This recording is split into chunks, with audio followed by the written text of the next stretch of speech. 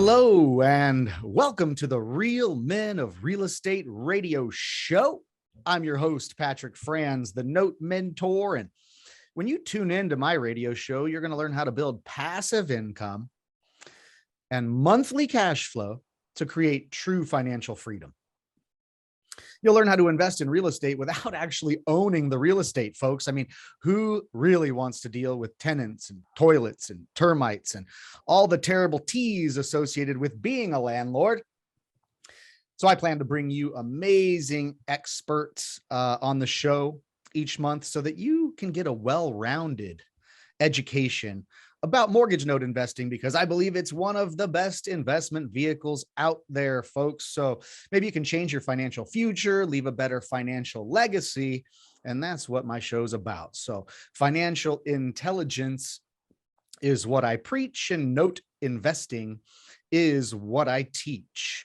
So thanks, folks, for listening in today, live on KCAA Radio, Real Men of Real Estate. So here's what we're going to do today, folks. I'm going to give you a little bit of information on what note investing actually is. If this is your first time hearing about it, one of the best investment vehicles, I think, ever invented. And so you're going to want to listen in and learn a little bit today. And also I'm going to bring on a guest. Her name's Bethany Humpries, and she is the owner of ACI Legacy Group. And believe it or not, folks, I had Bethany on the show once before. And normally I don't bring guests on twice, but boy, I got to tell you something. Bethany and her company, they've made strides, and they're going to be launching their own note investing due diligence company where they can help note investors like me, maybe like you, save a lot of time, a lot of effort, a lot of frustration in doing the due diligence to purchase the proper note. And Bethany's an expert at it, and she's going to give us some advice and let us know about her new launch and what kind of services she'll be offering to note investors out there in the world. And let me tell you something, folks, due diligence is, I think, more than half the battle in note investing, in all investments really, but notes is very detailed due diligence. Boy, I'll tell you, I call it the dirty work.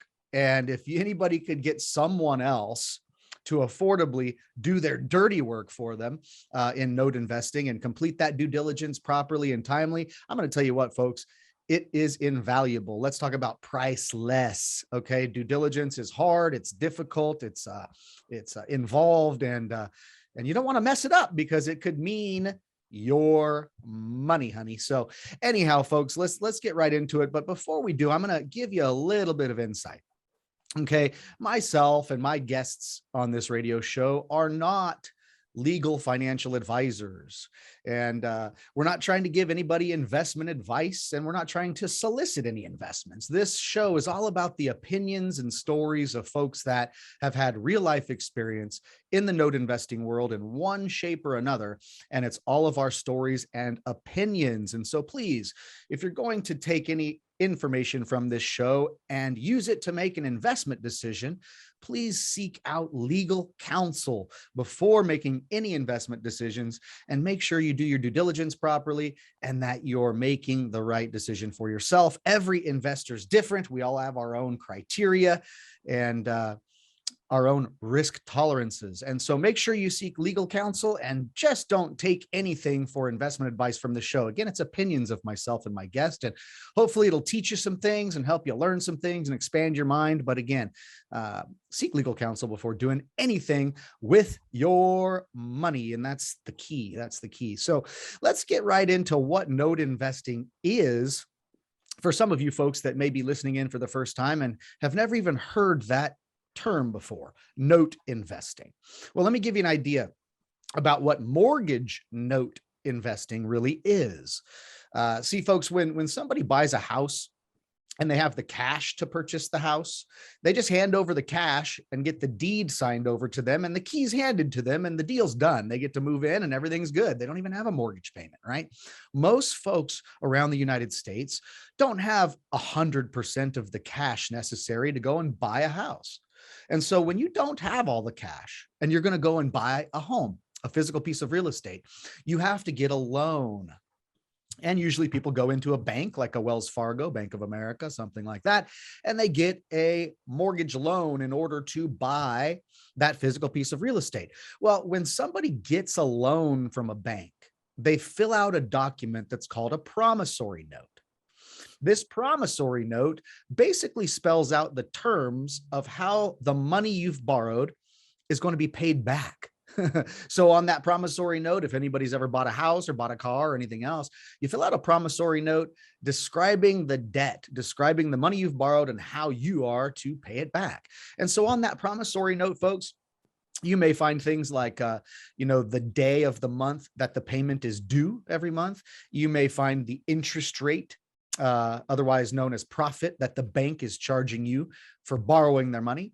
And, shucks, they might even have on there how much it's going to be for a late payment penalty if you pay your mortgage payment late and all sorts of those things. And so all of those rules of how you're supposed to pay the money back to them is listed in that promissory note.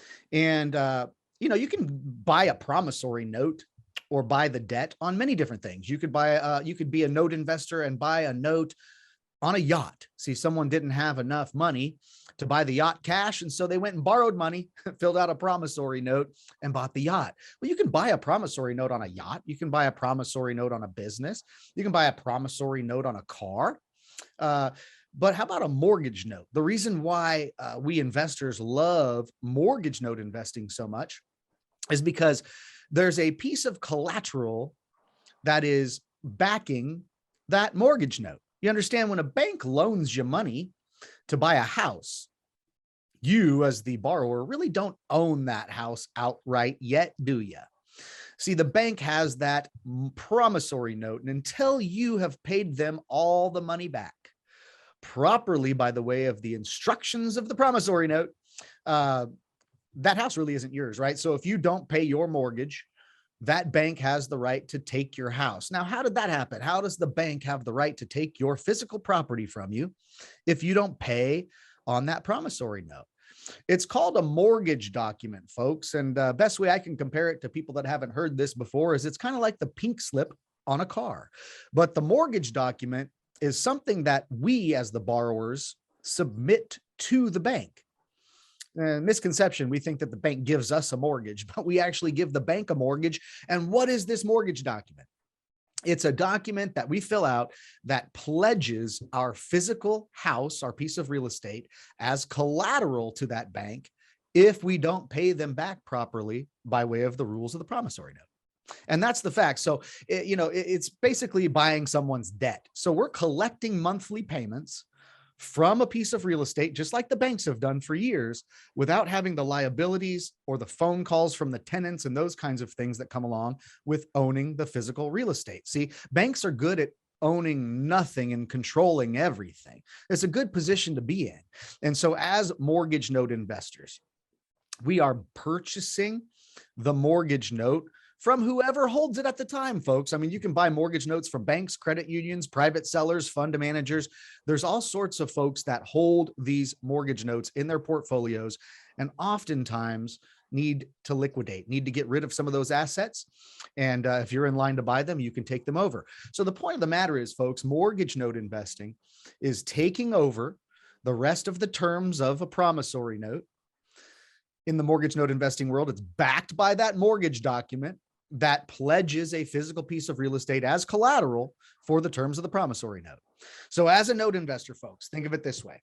You buy a promissory note from the bank. You take over the rest of the remaining payments on that note. You start collecting a monthly mortgage payment with interest every month, producing that mailbox money, giving you that monthly cash flow, just like landlords want.